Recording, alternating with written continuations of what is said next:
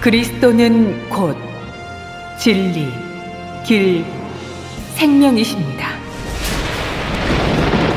지금부터 말세의 그리스도, 전능하신 하나님의 말씀을 들으시겠습니다.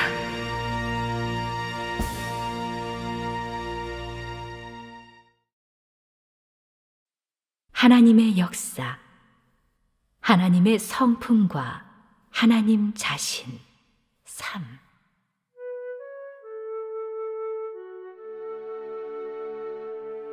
우리가 금방 하나님이 처음으로 한 일련의 모든 사역을 교통했는데, 이런 일은 매 한 가지마다 하나님의 경영 계획과 관련되고 하나님의 뜻과 관련되며 동시에 하나님 자신의 성품, 하나님의 실질과도 관련된다. 하나님의 더 많은 소유 소실을 요해하려면 우리는 구약에만 머물러 있어서는 안 되고, 율법 시대에만 머물러 있어서는 안 되며, 하나님의 역사의 발걸음을 따라 계속 앞으로 나아가야 한다. 더 나아가 하나님이 율법 시대를 끝마치고 은혜 시대를 시작한 동시에 우리의 발걸음도 따라서 은혜 시대로, 은혜가 충만하고 구속이 충만한 시대로 오게 된 것이다. 그 시대의 하나님은 또 처음으로 한 가지 아주 중요한 일을 하였다. 그 새 시대의 사역은 하나님께 있어서든 아니면 인류에게 있어서든 모두 하나의 새로운 기점인데, 이 새로운 기점은 하나님의 또 하나의 첫 번째 새 사역이다. 이 새로운 사역은 바로 하나님이 사람이 예상치 못했던, 만물도 다 예상치 못했던 한 가지 파천왕의 일을 한 것이다. 이 일은 바로 지금의 사람들이 다 알고 있는 것인데,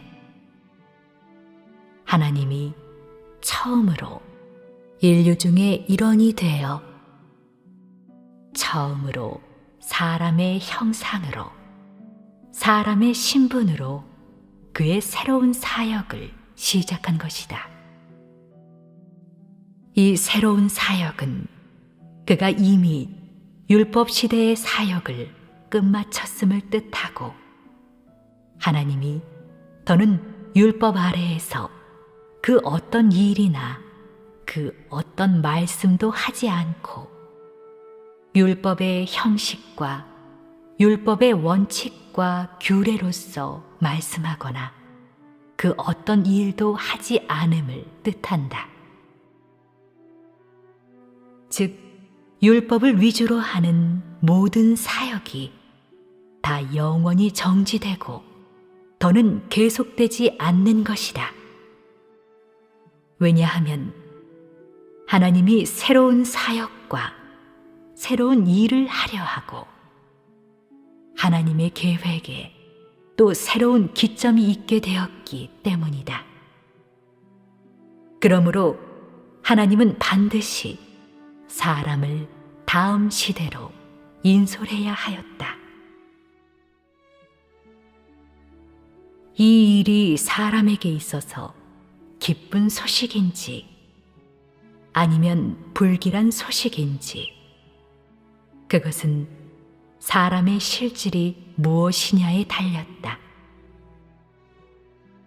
어떤 사람들에게 있어서는 기쁜 소식이 아니라 불길한 소식이라고 할 수 있다. 하나님이 새로운 사역을 할 때 율법 규칙만 지키고 규례만 지키는 사람, 하나님을 경외하지 않는 그 사람들이 흔히 옛 사역으로 하나님의 새 사역을 정죄할 것이기 때문에 이 부분 사람들에게 있어서 이것은 불길한 소식인 것이다. 하지만 하나님의 첫 번째 도성 육신은 단순하게 털어놓는 각 사람에게 있어서 하나님에 대해 성심이 있는 각 사람에게 있어서 하나님의 구원을 받아들이기를 원하는 사람에게 있어서 모두 특대 희소식이다. 왜냐하면 인류가 생긴 이래 하나님이 첫 번째로 사람에게서 태어난 인자의 방식으로, 인자의 형상으로 사람들 가운데서 생활하고 사람들 가운데서 역사한 것이지, 영의 방식으로 사람들 가운데 나타나 사람들 가운데서 생활한 것이 아니기 때문이다. 이 첫 번째는 사람의 관념을 타파하였고 또한 모든 사람의 상상을 뛰어넘었으며 동시에 하나님을 따르는 모든 사람들에게 실익도 얻게 하였다.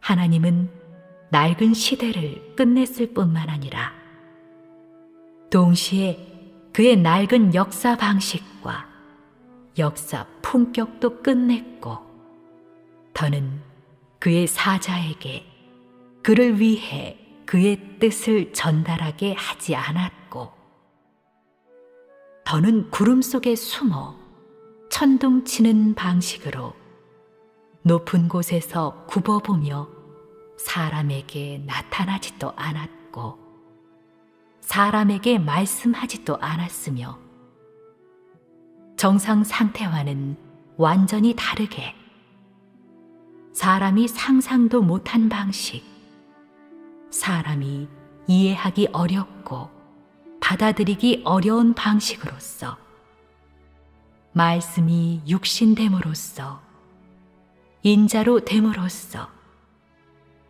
그의 이 시대의 사역을 전개하였다. 하나님의 이 거동은 인류를 어찌할 바를 몰라 당황하게 하였고 또한 인류를 난처하게 했는데 그것은 하나님이 한 것이 또 여태껏 한 적이 없는 한 가지 새 사역이었기 때문이다. 우리 오늘 하나님이 새로운 시대에 어떤 새로운 사역을 하였는지 이런 새로운 사역에서 우리가 또 하나님의 어떤 성품과 어떤 소유 소실을 요해할 수 있는지를 보자. 다음은 성경 신약에 기록된 말이다. 1. 마태복음 12장 1절. 그때 예수께서 안식일에 밀밭 사이로 가실새 제자들이 시장하여 이삭을 잘라 먹으니. 2. 마태복음 12장 6절에서 8절. 내가 너희에게 이르노니 성전보다 더 큰 이가 여기 있느니라. 나는 자비를 원하고 제사를 원하지 아니하노라 하신 뜻을 너희가 알았더라면 무죄한 자를 정죄하지 아니하였으리라. 인자는 안식일의 주인이니라 하시니라. 우리 먼저 그때 예수께서 안식일에 밀밭 사이로 가실새 제자들이 시장하여 이삭을 잘라 먹으니. 이 경문을 보자. 왜 이 경문을 골랐겠는가? 이것은 하나님의 성품과 어떤 관련이 있는가? 우리가 이 단락 말씀에서 우선 알다시피 이 날은 안식일이었다. 하지만 예수가 안식일에 외출했을 뿐만 아니라 제자들을 거느리고 밀밭을 지나갔는데 더욱 대형무도한 것은 제자들이 또 이삭을 잘라 먹은 것이다.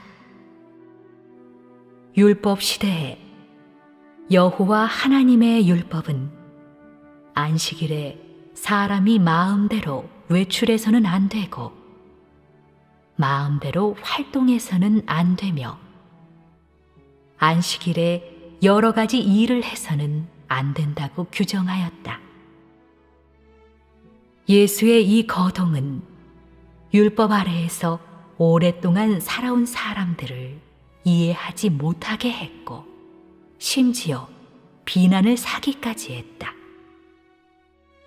사람이 어떻게 뭘 이해하고 예수의 모든 행사를 어떻게 의논했는지에 대해서는 우리가 잠시 논하지 말고 먼저 예수가 무엇 때문에 굳이 안식일을 골라 이 일을 하였는지를 말해보고 그가 이 일을 통해 율법 아래의 사람들에게 무엇을 알려주려 하였는지를 말해보자.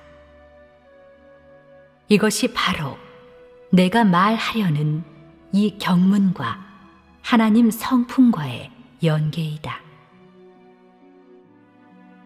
예수는 와서 그의 실제 행동으로서 인류에게 하나님이 이미 율법 시대에서 나와 새로운 사역을 시작했으니 이 새로운 사역은 더 이상 안식일을 지킬 필요가 없고 안식일에서 나오는 것은 단지 하나님의 새로운 사역을 미리 체험하는 것일 뿐 진정 큰 사역은 계속 상연될 것임을 알려주었다. 예수가 역사하기 시작했을 때 그는 이미 율법 시대의 속박에서 벗어났고 율법 시대에 정한 규칙과 원칙을 타파하였는데 율법과 관련된 모든 것은 그의 몸에서 그 어떤 종적도 없었다. 그는 전부 내버리고 지키지 않았으며 더는 사람에게 지키라고 요구하지도 않았다. 그러므로 여기에서 너는 안식일에 예수가 밀밭 사이로 지나갔고 주님이 안식하지 않았고 밖에서 역사하면서 쉬지 않았음을 보게 된다. 그의 이 거동은 사람의 관념을 반격하였고 사람들에게 그가 이미 율법 아래에서 생활하지 않고 안식일을 벗어나 새로운 형상과 새로운 역사 방식으로 사람들 앞에 나타났고 사람들 가운데 나타났음을 알려주었다. 그의 이 거동은 사람들에게 그가 새로운 사역을 가져왔는데 이 새로운 사역이 바로 율법을 벗어나고 안식일을 벗어나는 것에서부터 시작된다고 알려주었다. 하나님이 새로운 사역을 할 때 그는 더는 옛 것을 생각할 리가 없고 더는 율법 시대의 규칙을 고려할 리도 없으며 지나간 시대에 했던 사역의 영향도 받지 않고 안식일에도 여전히 사역을 하였다. 그뿐만 아니라 그의 제자들이 시장하면 미리삭을 잘라 먹을 수 있었는데 이 모든 것은 다 하나님이 보기에 아주 정상적이었다. 하나님께 있어서 하나님이 하려는 많은 사역과 많은 말씀은 모두 새로운 시작이 있을 수 있는데, 새로운 시작이 있을 때는 이전에 했던 그의 옛 사역을 더는 언급하지 않고 더는 하지도 않는다. 왜냐하면 하나님이 역사하는 데는 그의 원칙이 있기 때문이다.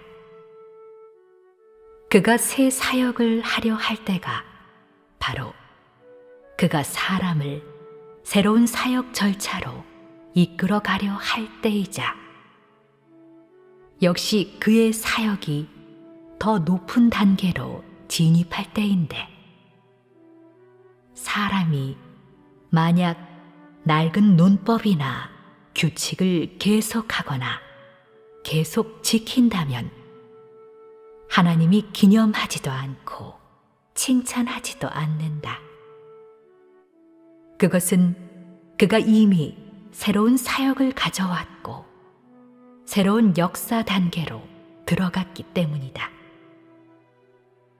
그가 새로운 사역을 가져올 때 그는 새로운 형상, 새로운 각도와 방식으로 사람들에게 나타나 사람으로 하여금 그의 서로 다른 방면의 성품과 소유 소실을 보게 하는데, 이것이 그가 새로운 사역을 하는 그중 하나의 목적이다. 하나님은 옛 것을 지키지 않고 옛 길을 걷지 않는다. 그가 역사하고 말씀하는 데는 사람이 상상한 것처럼 이런저런 금기가 있는 것이 아니다. 하나님께 있어서는 전부 해방 자유이고 그 어떤 금기도 없고 그 어떤 속박도 없으며, 그가 사람에게 가져다 준 것은 전부 자유와 해방이다. 그는 살아있는 하나님이고 그는 진실하게, 확실하게 존재하는 하나님이다. 그는 나무 인형이 아니고 흙 인형도 아니며, 그는 사람이 공양하는 우상과 숭배하는 우상과는 완전히 다르다. 그는 생생하게 살아있는 분이고 그의 역사와 말씀이 사람에게 가져다 주는 것은 전부 생명과 광명이고 전부 자유와 해방이다. 그에게 진리가 있고 생명이 있고 길이 있기 때문에 그는 그 어떤 통제도 받지 않고 그가 하려는 모든 사역을 하고 있다. 사람이 어떻게 말하든지, 인류가 어떻게 그의 새 사역을 대하고 어떻게 그의 새 사역을 평가하든지, 그는 조금도 망설임 없이 그가 하려는 사역을 할 것이다. 그는 그 어떤 사람의 관념도 꺼릴 리가 없고 그의 사역과 말씀에 대한 그 어떤 사람의 비난, 심지어 그의 새 사역에 대한 사람의 극렬한 반대와 대적도 꺼릴 리가 없다. 피조물 중에 그 누구도 사람의 도리와 사람의 상상 및 사람의 지식 또는 사람의 도덕 관념으로서 하나님이 한 것을 가늠하고 하나님이 한 것을 규정하고 하나님이 한 사역을 비방하거나 방해하고 파괴하려고 망상하지 말아야 한다. 하나님이 일을 하고 역사함에는 그 어떤 금기도 없고 그 어떤 인사물의 통제도 받지 않으며 그 어떤 적세력의 방해도 받지 않는다. 그의 새 사역을 놓고 말하면 그는 영원히 이긴 군왕이어서 모든 적세력과 인류에게서 나온 각종 그릇된 주장과 황당무계한 논리를 다 그의 발등상 아래에 놓고 밟는다. 그가 어느 단계의 새 사역을 하든지 그의 사역은 반드시 사람들 가운데서 전개될 것이고 반드시 사람들 가운데서 확장될 것이며 반드시 전 우주에서도 막힘없이 통행되고 큰 성공을 이룰 것이다. 이것이 바로 하나님의 전능 지혜이자 하나님의 권병과 능력이다. 그러므로 예수는 광명정대하게 안식일에 밖에서 역사할 수 있었던 것이다. 왜냐하면 그의 마음속에 그 어떤 규례도 없었고 사람에게서 온 그 어떤 지식과 학설도 없었으며 그가 소유한 것은 곧 하나님의 새 사역과 하나님의 도이고 그가 한 사역은 다 사람에게 자유와 해방을 얻게 하고 사람을 빛 속에서 살게 하고 사람을 살릴 수 있는 도이기 때문이다. 하지만 우상을 섬기는 자들과 거짓 신을 섬기는 자들은 날마다 사탄의 결박 속에서 살고 있고 불합리한 각종 제도에 속박되어 오늘은 이것을 금기하고 내일은 저것을 금기하면서 조금의 자유도 없이 살아가는데 마치 목에 칼을 차고 쇠사슬에 묶인 죄수와 같아 기쁨이라고는 말할 나위도 없다. 금기는 무엇을 뜻하는가? 속박을 뜻하고 결박을 뜻하며 사악을 뜻한다. 사람이 일단 우상을 섬기면 거짓 신을 섬기고 악령을 섬기는 것이며 금기도 곧 따라오는 것이다. 이것도 먹어서는 안 되고 저것도 먹어서는 안 되며 오늘 외출해서는 안 되고 내일 부뚜막에 올라가서는 안 되고 모레 이사해서는 안 되며 장가 들고 시집 가는 것도 날짜를 택해야 하고 심지어 아이를 낳는 것까지도 날짜를 택해야 하는데 이런 것을 무엇이라 하는가? 이런 것이 곧 금기인데 바로 사람에 대한 결박이고 바로 사탄 악령이 사람을 통제하고 사람의 심령과 육체를 속박하는 쇠사슬인 것이다. 하나님께 이런 금기가 있는가?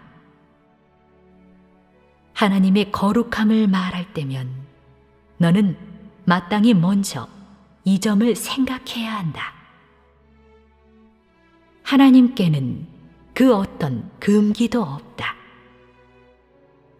하나님이 사역을 하고 말씀을 하는 데는 원칙이 있지만 그 어떤 금기도 없다.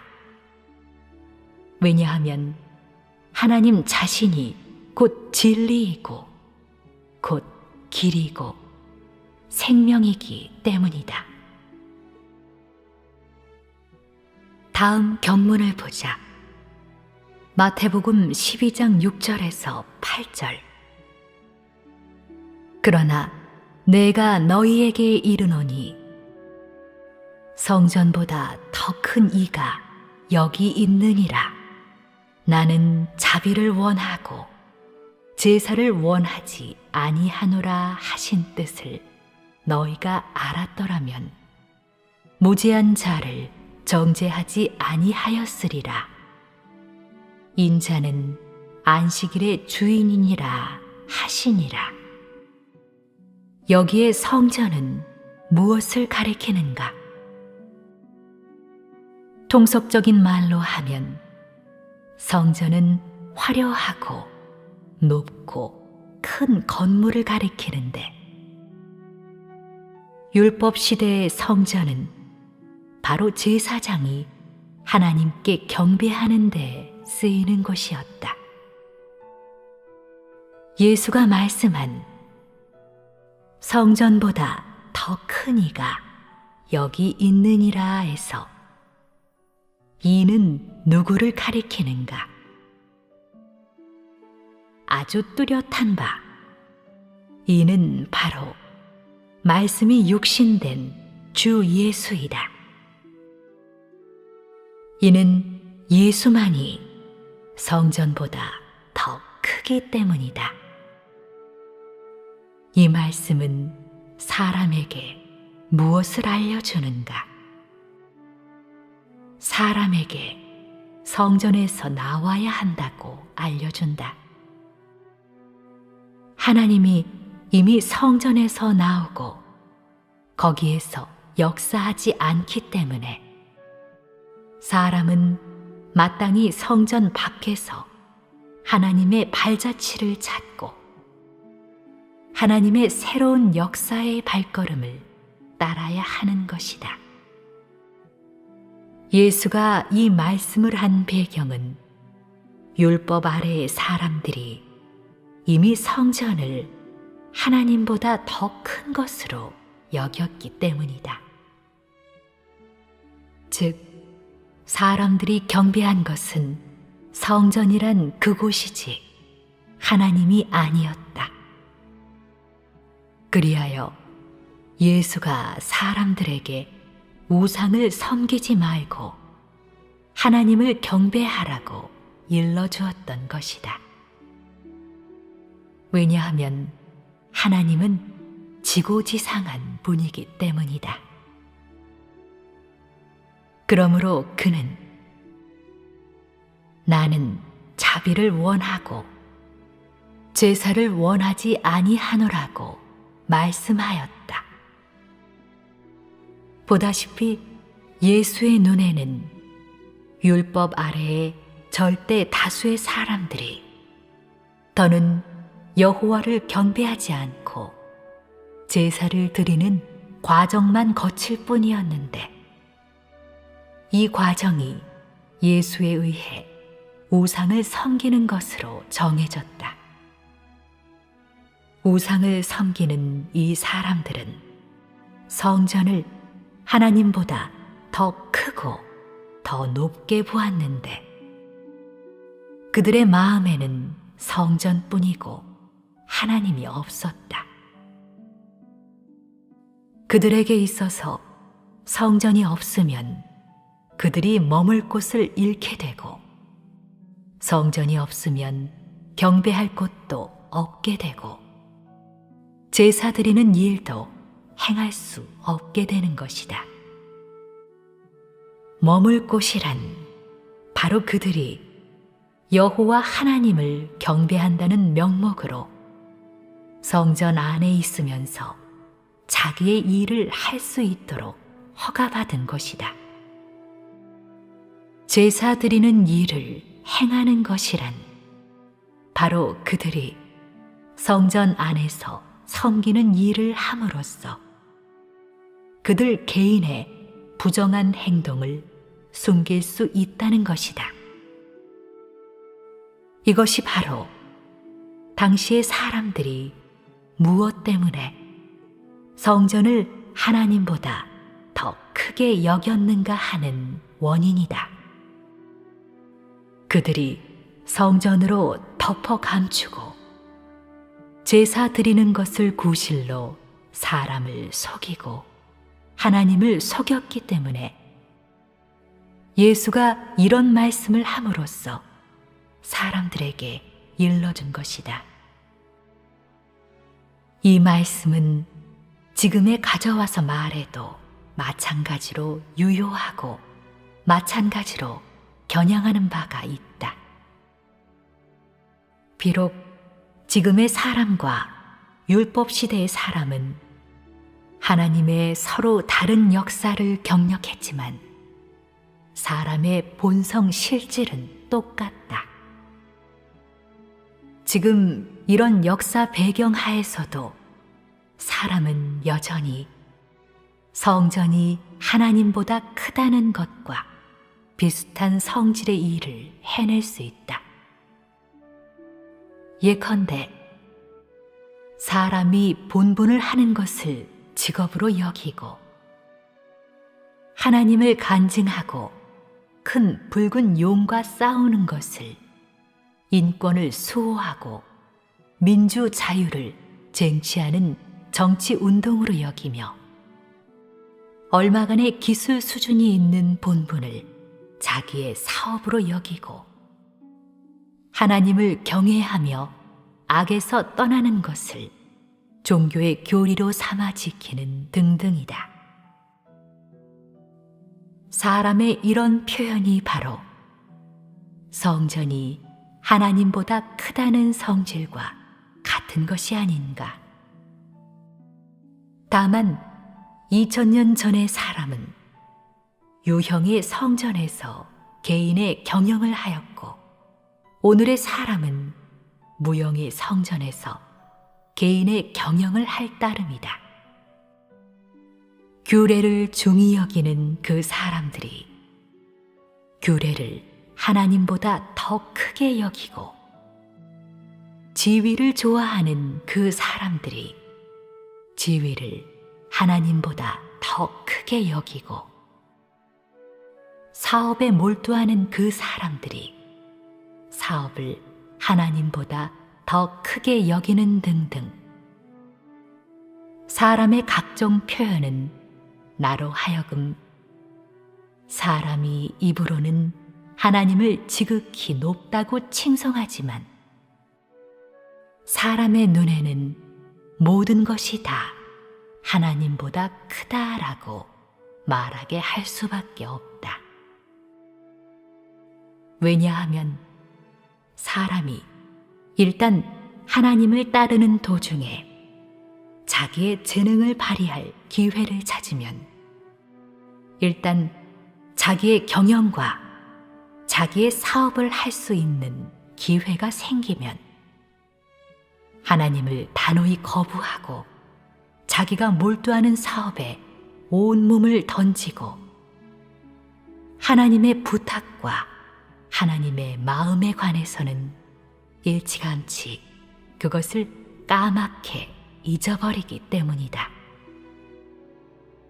사람의 이런 정형이 2000년 전 성전에서 개인의 여러 가지 경영을 한 사람들과 무슨 다른 점이 있는가?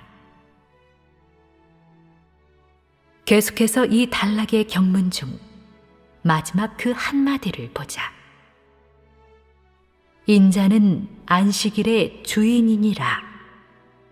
이 말씀에 실제적인 면이 있는가 없는가? 너희는 이 말씀의 실제적인 면을 볼 수 있는가? 하나님이 한 매마디 말씀은 마음속에서부터 발표해낸 것이다. 그가 왜 이런 말씀을 하였겠는가? 너희는 이 말씀을 어떻게 이해하고 있는가? 지금은 너희가 아마 이 말씀의 함의를 이해할 수 있겠지만 그 당시에는 이 말씀을 이해할 수 있는 사람이 많지 않았다.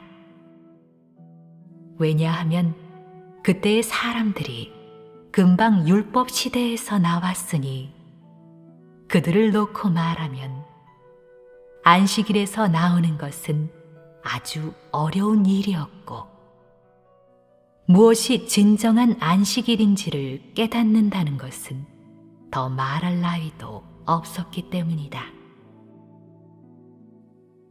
인자는 안식일의 주인이니라는 이 말씀에서 사람에게 하나님의 모든 것은 다 비물질적인 것임을 알려준다. 비록 하나님이 너에게 모든 물질적 필요를 공급해 줄 수도 있지만 너의 물질적 필요가 만족을 얻었을 때 이런 물질이 너에게 가져다 준 만족은 진리에 대한 너의 추구를 대체할 수 있는가? 아주 뚜렷한 바 대체할 수 없다. 우리가 교통한 하나님의 성품과 하나님의 소유 소시, 이런 것은 모두 진리의 내용이니 절대로 그 어떤 고가의 물질로도 가늠할 수 없고 돈으로도 그의 가치를 가늠할 수 없다. 왜냐하면 그는 물질이 아니고 그가 각 사람의 심령의 필요를 공급하고 있기 때문이다. 각 사람에게 있어서 이런 비물질적인 진리의 가치는 당연히 네가 여기는 그 어떤 좋은 물건의 가치를 뛰어넘을 것이다. 이렇게 말해도 되는가? 이 말은 너희가 천천히 새겨봐야 할 것이다. 내가 말하는 중점은 하나님의 소유소시, 하나님의 전부는 각 사람에게 있어서 모두 가장 중요하고 그 어떤 물질적인 것도 대체할 수 없다는 것이다. 내가 예를 하나 들겠다. 네가 배가 고플 때 음식으로 보충해야 하는데 이 음식은 좀 좋아도 괜찮고 좀 별로여도 괜찮다. 네가 배불리만 먹으면 배고픈 그 느낌은 없어지고 사라질 것이며 네가 거기에 앉아 있어도 잠잠해질 수 있고 너의 육체가 편히 쉴 수도 있다. 사람의 배고픔은 음식물로 해결할 수 있다. 하지만 네가 하나님을 따르면서 하나님에 대한 인식이 제로라고 느낄 때 너의 심령의 공허한 느낌은 어떻게 해결하겠는가? 음식물로 해결할 수 있는가? 또는 네가 하나님을 따르지만 오히려 하나님의 뜻을 깨닫지 못할 때 너의 이런 심령 속의 허기는 무엇으로 보충할 수 있겠는가? 네가 하나님께 구원받는 것을 경력하는 과정에서 성정 변화를 추구하면서도 하나님의 뜻을 깨닫지 못하고 무엇이 진리인지를 모르고 하나님의 성품을 요해하지 못했다면 너는 아주 조급함을 느끼지 않겠는가? 너는 심령이 아주 갈급함을 느끼지 않겠는가? 너의 이런 느낌은 너의 심령의 안식을 얻지 못하게 하지 않겠는가? 이런 심령의 허기는 무엇으로 보충할 수 있겠는가? 해결할 수 있는 방법이 있는가? 일부 사람들은 거리를 거닐고 일부 사람들은 몇몇 괜찮은 사람을 찾아가 이야기하고 일부 사람들은 한숨 푹 자고 일부 사람들은 하나님 말씀을 많이 읽어보거나 본분을 하는 방면에 공을 많이 들이고 힘을 많이 쓰는데 이런 것이 너의 실제 어려움을 해결할 수 있는가?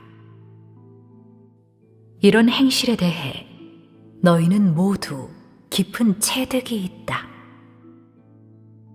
네가 힘의 부침을 느낄 때 너로 하여금 진리의 실제를 깨닫고 하나님의 뜻을 깨닫도록 하나님의 깨우침 얻기를 매우 사모하고 있음을 느낄 때 너에게 가장 필요한 것은 무엇인가? 너에게 필요한 것은 한 끼 배불리 먹는 것이 아니고 몇 마디 마음에 딱 맞는 말도 아니며 더욱이 육체가 잠시적인 안일과 만족을 얻는 것도 아니라 하나님이 너에게 무엇을 하라는지 네가 어떻게 해야 하는지를 너에게 직접적으로 분명하게 알려주고 너에게 무엇이 진리인지를 분명히 깨닫게 하는 것이다. 네가 이런 것을 깨달은 후에는 설령 세부적인 것일지라도 너의 심령이 한 끼 배불리 먹는 것보다 더 만족을 느끼지 않겠는가?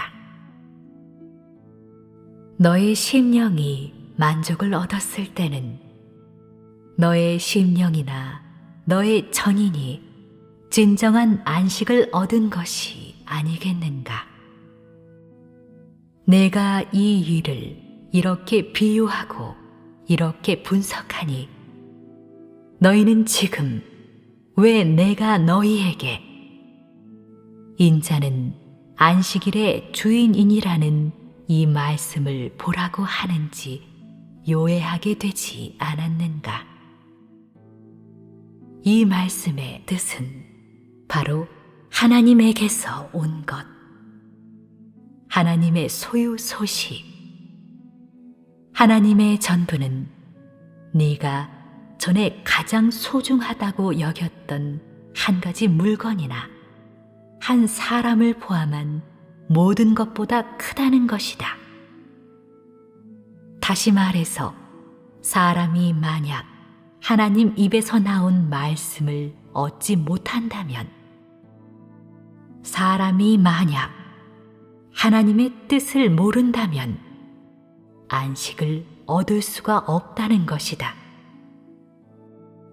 이후의 경력 중에서 너희는 왜 내가 오늘 너희에게 이 단락 말씀을 보라고 하는지를 느낄 것이다.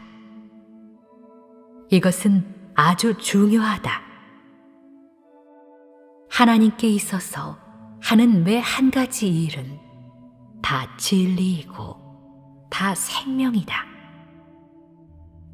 진리란 사람을 놓고 말하면 바로 사람 생명 중에 없어서는 안 되는 것이고, 사람이 어느 때든지 떠날 수 없는 것이며, 또한 가장 큰 것이라고도 말할 수 있다. 비록 네가 눈으로 보지 못하고 손으로 만질 수 없지만 너에 대한 진리의 중요성은 홀시할 수 없는 것이고, 진리는 너의 심령에 안식을 얻을 수 있게 하는 유일한 것이다. 너희는 진리를 터득함에 있어서 자신의 정형에 결부시킬 줄 아는가? 현실 생활 속에서 네가 먼저 자신이 경력한 인사물이 어떤 진리에 관련되는지를 생각해야 이런 진리 속에서 너는 하나님의 뜻을 찾을 수 있고 하나님의 뜻에 결부시킬 수 있다. 네가 만약 너에게 닥친 일이 어느 방면의 진리에 관련되는지를 모르면서 직접 하나님의 뜻을 찾고 구한다면, 이렇게 하는 것은 비교적 맹목적이어서 효과에 달할 수 없다. 진리를 찾고 구하고 하나님의 뜻을 깨달으려면 우선 너에게 닥친 일이 어떤 부류의 일인지, 어떤 방면에 진리에 관련되는지를 보아야 하고, 하나님 말씀에서 너의 경력에 상응한 진리를 찾은 다음 상응한 진리에서 자신이 실행할 수 있는 길을 찾아야 한다. 이러면 너는 간접적으로 하나님의 뜻을 깨닫게 되는 것이다. 진리를 찾고 구하는 것과 진리를 실행하는 것은 기계적으로 한 가지 규례에 맞추거나 한 가지 공식을 지키는 것이 아니다. 진리는 공식적인 것이 아니고 법칙도 아니며 죽은 물건이 아니라 생명이고 살아있는 것이며 피조물이 살아가는 데에 반드시 준수해야 하는 것과 사람이 생존하는 데에 반드시 구비해야 할 법칙인데, 이것은 네가 경력 중에서 많이 체험해야 한다. 네가 어느 정도까지 경력하든지 모두 하나님 말씀을 떠날 수 없고 진리를 떠날 수 없으며, 네가 요해한 하나님의 성품과 인식한 하나님의 소유 소신은 모두 하나님의 말씀에서 발표해낸 것인데, 그들과 진리와의 관계는 모두 갈라놓을 수 없는 것이다. 하나님의 성품과 하나님의 소유 소시 그 자체가 바로 진리이다. 다만 진리는 하나님의 성품과 하나님의 소유 소시에서 유로되는 하나의 진실한 체현으로서 하나님의 소유 소시를 모두 구체화하고 명문화하여 더욱 직설적으로 너에게 하나님이 무엇을 좋아하고 무엇을 싫어하는지, 하나님이 너에게 무엇을 하라고 하고 무엇을 하지 못하게 하는지를 알려주고, 하나님이 어떤 사람을 혐오하고 어떤 사람을 기뻐하는지를 알려줄 뿐이다. 하나님이 발표한 이런 진리의 배후에서 사람은 하나님의 희로애락을 보았고 하나님의 실질을 보았는데, 이런 것이 곧 하나님 성품의 유로이다. 사람은 하나님의 말씀 속에서 하나님의 소유 소시를 인식하고 하나님의 성품을 요해하는 것 외에 가장 주요한 것은 그래도 사람의 실제 경력 중에서 달해야 한다. 사람이 만약 현실 생활을 떠나 하나님을 아는 데에 달하려 한다면 그것은 불가능한 일이다. 설령 어떤 사람이 하나님 말씀에서 얼마간의 인식을 얻었을지라도 단지 도리와 글자 표면에만 국한되었을 뿐 진정한 하나님 자신과는 아직도 거리가 있다. 우리가 지금 교통하는 이 범위는 모두 성경에 기록된 이야기 속에 있는 것이다.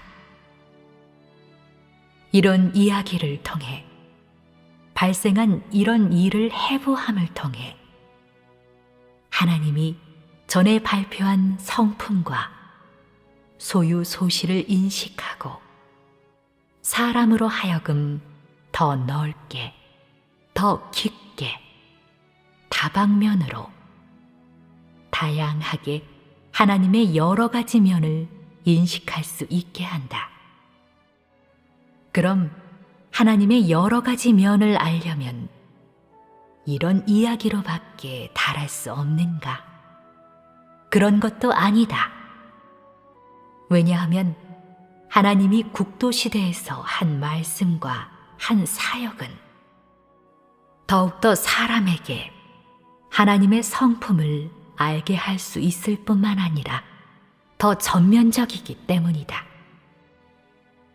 단지 내가 사람들이 잘 알고 있는 성경에 기록된 일부 사례나 이야기를 통해 사람에게 좀 쉽게 하나님의 성품을 인식하고 하나님의 소유 소실을 요해하게 하려는 것일 뿐이다. 만약 현재 하나님이 발표한 이런 심판 형벌의 말씀과 발표한 이런 진리로서 한 글자, 한 구절씩 차례대로 너에게 하나님을 알라고 한다면 너는 너무 몸이 건조하고 너무 지루하다고 여기고 심지어 어떤 사람은 하나님의 말씀이 마치 공식적인 성질을 띠고 있는 것 같다고 여기겠지만 성경에 이런 이야기를 내놓고 사람에게 하나님의 성품을 알게 한다면 사람은 몸이 건조하다고 여기지 않을 것이다. 이런 사례를 이야기하는 과정에서 사람의 언어로서 당시에 하나님이 마음속으로 생각한 그 세부적인 것까지 다 사람에게 알려주고 하나님의 그 당시의 심정, 가히 말해서 기분이나 마음과 생각을 모두 사람에게 알려주었다고 말할 수 있는데 사람에게 알려주는 목적은 바로 사람으로 하여금 하나님의 소유 소신은 공식이 아니고 전설이 아니고 사람이 볼 수도 만질 수도 없는 것이 아니라 진실로 존재하는 것이고 사람이 체험할 수 있고 느낄 수 있다는 것을 체험하게 하고 느끼게 하는 것이다. 이것이 최종 목적이다. 이 시대에 태어난 사람을 복 있는 사람이라고 말할 수 있다. 성경의 이야기를 참고로 하여 하나님이 하였던 사역을 더 광범위하게 요해하게 하고 하나님이 하였던 사역을 통해 하나님의 성품을 보게 하며 또한 하나님이 발표한 이런 성품을 통해 인류에 대한 하나님의 뜻을 요해하게 하고 하나님의 거룩함의 구체적 표현이 어떤 것인지를 요해하게 하고 사람에 대한 하나님의 걱정의 구체적 표현이 어떤 것인지를 요해하게 하여 사람에게 하나님의 성품에 대해 더욱 구체적이고 더욱 깊은 인식이 있는 데에 달하게 한다. 이것을 너희가 모두 느꼈으리라 믿는다. 은혜의 시대에 예수가 한 이런 사역 범위에서 너는 하나님의 다른 한 방면의 소유 소실을 볼 수 있는데 이런 소유 소실은 모두 육신을 통해 발표되고 인성을 통해서도 사람에게 보게 하고 느끼게 한다. 인자의 몸에서 사람은 육신 중에서의 하나님의 인성의 살아냄을 보았고 육신 중에서의 하나님의 신성의 발표도 보았는데 이 두 방면의 발표가 사람에게 한 분의 실제적인 하나님을 보게 하였고 하나님에 대해 서로 다른 개념도 있게 했다. 하지만 창세 이후와 율법 시대가 끝나는 이 기간에, 즉 은혜 시대 이전에 사람이 본 것, 들은 것이나 느낀 것은 전부 하나님의 신성의 방면이고 하나님이 하나의 비물질 세계에서 한 것이고 말씀한 것이며 사람이 볼 수도 없고 만질 수도 없는 하나님의 본체가 발표해낸 일부의 것이다. 이런 것은 많은 경우에 사람들에게 하나님이 너무 높고 커서 접근할 수 없음을 느끼게 하며 하나님이 사람에게 준 더 많은 인상은 사라졌다, 나타났다 하는 것이며 심지어 하나님의 매 하나의 마음과 생각까지도 사람으로 하여금 그토록 신비하여 알 수 없고 그토록 예측하기 어려워 사람이 전혀 달할 수 없다고 여기게 하는데 상고하고 체험한다는 것은 더 말할 나위도 없다. 사람에게 있어서 하나님의 모든 것은 다 아주 요원한데 요원에서 사람으로 하여금 볼 수 없고 만질 수 없게 하여 그가 마치 하늘가에 있는 것 같기도 하고 또 마치 전혀 존재하지 않는 것 같기도 하다. 그러므로 하나님의 매 하나의 마음과 생각을 알거나 하나님의 그 어떤 한 가지 생각을 안다는 것은 사람에게 있어서 달하지 못하는 것이고 더욱이 너무 멀어 미치지 못하는 것이다. 비록 율법 시대에 하나님이 일부 구체적인 사역을 하고 이와 동시에 일부 구체적인 말씀도 발표하고 일부 구체적인 성품도 발표하여 사람에게 하나님에 대해 일부 체험할 수 있거나 볼 수 있는 일부 진실한 인식이 있게 하였지만 그것은 어디까지나 하나님이 비물질 세계에서 발표한 하나님의 소유 소시이며 사람이 요해한 것과 인식한 것은 여전히 하나님의 신성 방면의 소유 소시이다. 이런 소유 소시는 사람에게 구체적인 개념을 줄 수 없고 하나님에 대한 사람의 인상을 여전히 접근하기 어렵고 사라졌다 나타났다 하는 영체, 이런 범위에 멈춰 있게 한다. 하나님이 물질 세계의 한 가지 구체적인 물건이나 하나의 형상으로 나타나 사람에게 보여주지 않았기 때문에 사람은 하나님에 대해 여전히 사람의 언어로 정의할 수 없다. 사람의 마음과 생각 속에서 늘 사람의 언어로 하나님께 하나의 표준을 정하여 하나님을 물질화하고 인성화하려고 하는데 예컨대 하나님은 얼마나 높다든가 하나님은 얼마나 크다든가 하나님의 생김새는 어떠하다든가 하나님의 구체적인 애호와 하나님의 구체적인 성격은 어떠하다든가 하는 것이다. 사실 하나님의 마음속에 사람에게 이런 생각이 있다는 것을 알고 있고 하나님은 사람의 필요를 잘 알고 있다. 물론 하나님은 자신이 마땅히 무엇을 해야 하는지도 알고 있다. 그러므로 하나님은 다른 한 가지 방식으로 은혜 시대의 사역을 한 것이다. 이런 방식은 인성 안에도 있고 신성 안에도 있다.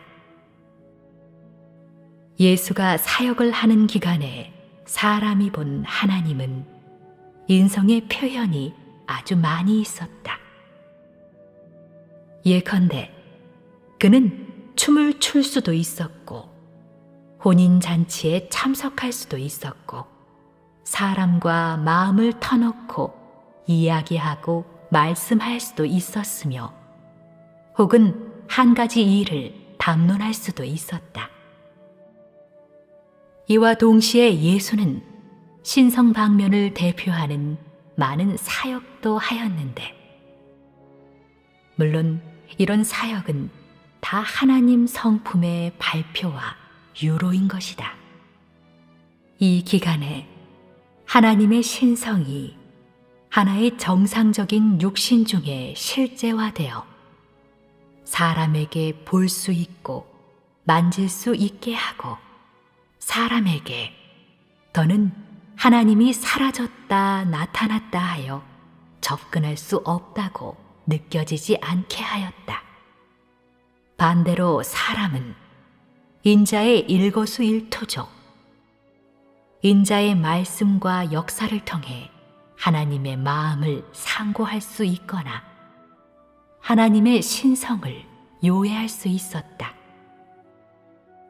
말씀이 육신된 인자가 하나님의 신성을 인성에 의해 발표하여 하나님의 뜻을 사람에게 전달해주고 동시에 하나님의 뜻과 하나님의 성품을 발표하는 것에 의해 사람이 볼 수도 만질 수도 없는 영계 중의 하나님을 사람에게 보여주었는데 사람이 본 것은 형상이 있고 뼈와 살이 있는 하나님 자신이다. 그러므로 말씀이 육신된 인자가 하나님 자신의 신분, 지위, 형상, 성품, 소유, 소시 등등을 모두 구체화하고 인성화한 것이다. 비록 하나님의 형상에 대해 말하면 인자의 겉모습은 일정한 국한성이 있지만 인자의 실질과 소유 소시는 완전히 하나님 자신의 신분과 지위를 대표할 수 있는데 단지 발표하는 형식상에서 차이가 있을 뿐이다. 인자의 인성이든 아니면 신성이든 우리는 부인할 수 없이 그가 하나님 자신의 신분과 지위를 대표한다고 말한다. 다만 하나님이 이 기간에 육신의 방식으로 역사하고 육신의 각도에서 말씀하고 인자의 신분과 지위에 서서 인류를 마주하여 사람에게 하나님이 사람들 가운데서 실제적으로 말씀하고 역사하는 것을 접촉하고 체험하는 기회가 있게 하고 또한 사람에게 하나님의 신성과 낮춤 중에서의 하나님의 높고 큼에 대해 견식을 넓히게 하며 동시에 또 사람에게 하나님의 진실과 실제에 대해 초보적인 요해가 있게 하고 초보적인 정의도 있게 할 따름이다. 비록 예수가 한 사역과 그의 역사 방식, 말씀하는 각도는 영계 중에 하나님의 본체와 어느 정도 차이가 있지만 그의 모든 것은 다 조금도 틀림없이 사람이 여태껏 본 적이 없는 그 한 분의 하나님 자신을 대표하는데 이것은 부인할 수 없는 것이다. 다시 말해서 하나님이 어떤 방식으로 나타나든지 어떤 각도에서 말씀하든지 어떤 형상으로 사람을 마주하든지 하나님이 대표하는 것은 오직 하나님 자신이다. 그는 그 어떤 사람을 대표할 리도 없고 그 어떤 폐괴된 인류를 대표할 리도 없다. 하나님 자신이 곧 하나님 자신인데 이것은 부인할 수 없는 것이다.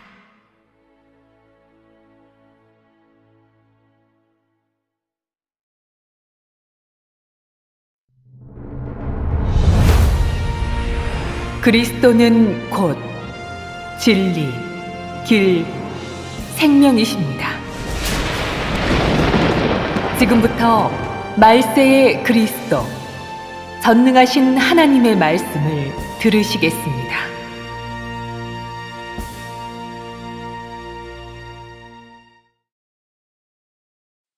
하나님의 역사, 하나님의 성품과 하나님 자신. 3.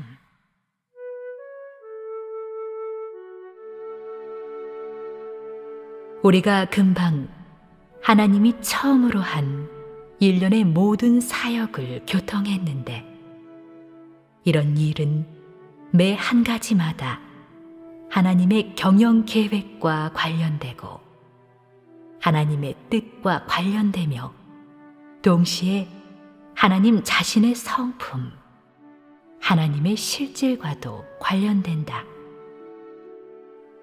하나님의 더 많은 소유 소실을 요해하려면 우리는 구약에만 머물러 있어서는 안 되고 율법 시대에만 머물러 있어서는 안 되며 하나님의 역사의 발걸음을 따라 계속 앞으로 나아가야 한다. 더 나아가 하나님이 율법 시대를 끝마치고 은혜 시대를 시작한 동시에 우리의 발걸음도 따라서 은혜 시대로 은혜가 충만하고 구속이 충만한 시대로 오게 된 것이다. 그 시대의 하나님은 또 처음으로 한 가지 아주 중요한 일을 하였다.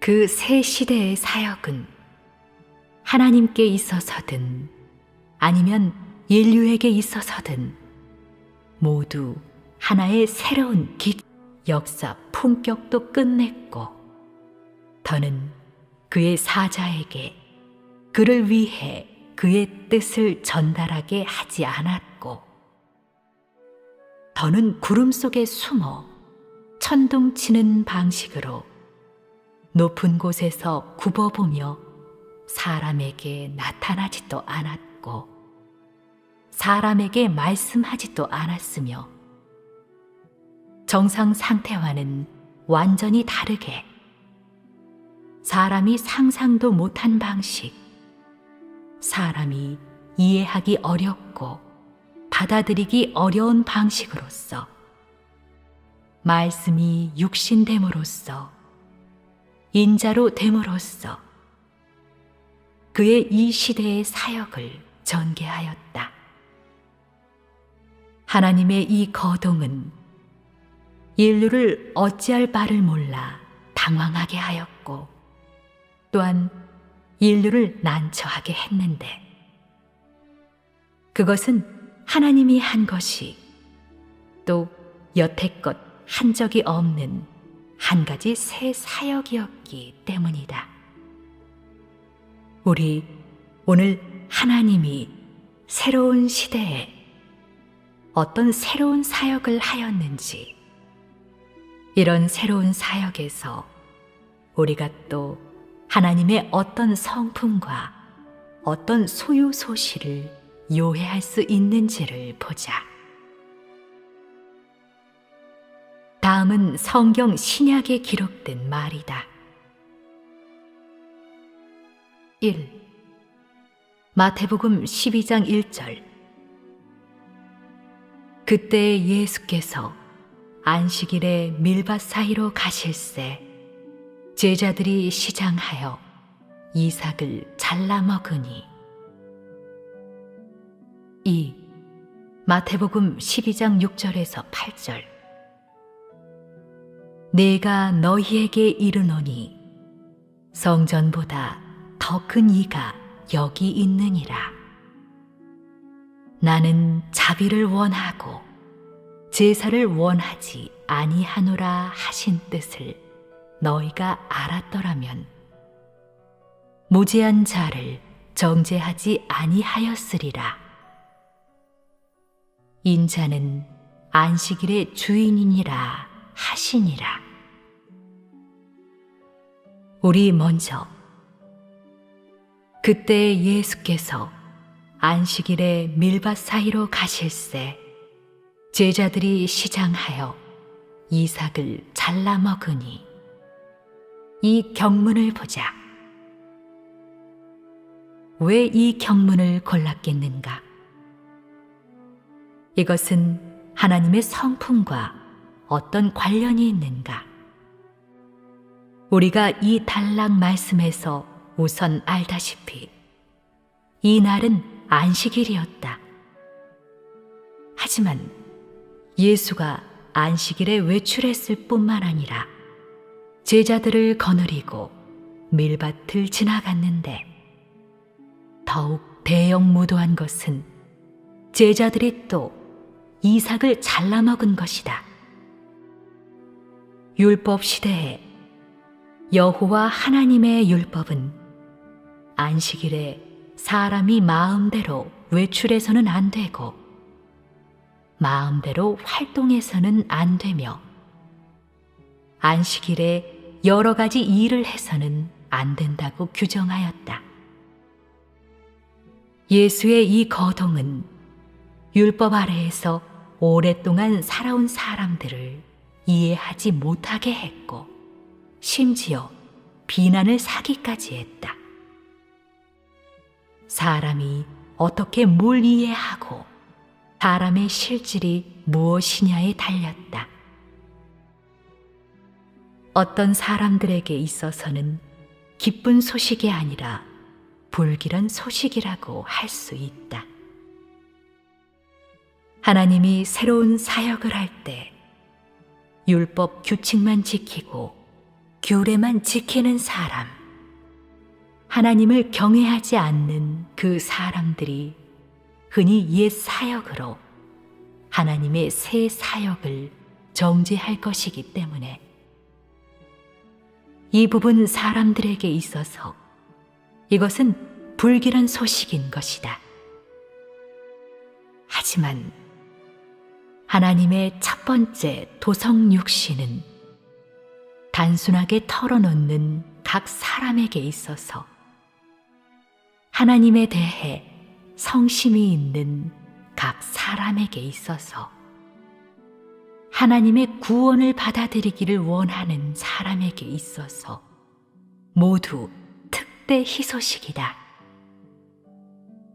왜냐하면 인류가 생긴 이래 하나님이 첫 번째로 사람에게서 태어난 인자의 방식으로 인자의 형상으로 사람들 가운데서 생활하고 사람들 가운데서 역사한 것이지 영의 방식으로 사람들 가운데 나타나 사람들 가운데서 생활한 것이 아니기 때문이다. 이 첫 번째는 사람의 관념을 타파하였고 또한 모든 사람의 상상을 뛰어넘었으며 동시에 하나님을 따르는 모든 사람들에게 실익도 얻게 하였다. 하나님은 낡은 시대를 끝냈을 뿐만 아니라 동시에 그의 낡은 역사 방식과 기점인데 이 새로운 기점은 하나님의 또 하나의 첫 번째 새 사역이다. 이 새로운 사역은 바로 하나님이 사람이 예상치 못했던 만물도 다 예상치 못했던 한 가지 파천왕의 일을 한 것이다. 이 일은 바로 지금의 사람들이 다 알고 있는 것인데 하나님이 처음으로 인류 중에 일원이 되어 처음으로 사람의 형상으로 사람의 신분으로 그의 새로운 사역을 시작한 것이다. 이 새로운 사역은 그가 이미 율법 시대의 사역을 끝마쳤음을 뜻하고, 하나님이 더는 율법 아래에서 그 어떤 일이나 그 어떤 말씀도 하지 않고 율법의 형식과 율법의 원칙과 규례로서 말씀하거나 그 어떤 일도 하지 않음을 뜻한다. 즉, 율법을 위주로 하는 모든 사역이 다 영원히 정지되고 더는 계속되지 않는 것이다. 왜냐하면 하나님이 새로운 사역과 새로운 일을 하려 하고 하나님의 계획에 또 새로운 기점이 있게 되었기 때문이다. 그러므로 하나님은 반드시 사람을 다음 시대로 인솔해야 하였다.